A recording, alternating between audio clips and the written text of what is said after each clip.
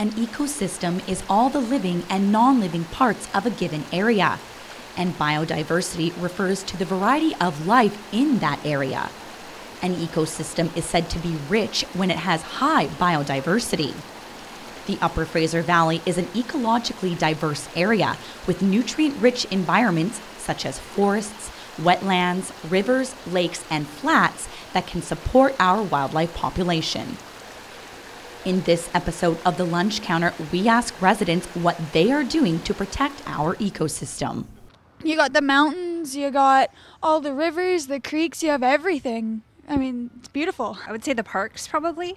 Cultus Lake and the mountain trails that we have here and the biking trails that we have. What are things, like maybe 3 things that if I could, improve in the way I live my everyday life that's going to make a difference? Because there's so much coming at me, about my car and about my recycling and about my electricity, and I can't absorb it all. So what are like some 3 top things that I can do to make a difference?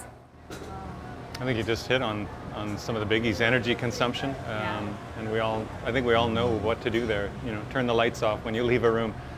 Drive less, drive a fuel-efficient car, buy a hybrid if you can, buy an electric car if you can. That's not really realistic for me to go out and buy a new car. No, right? But when it comes time to change to a new car, think about those alternatives. Make informed decisions that affect your energy. And you're already obviously caring, and that's probably the biggest thing to me. We all know that if we grow gardens, we're going to reap benefits.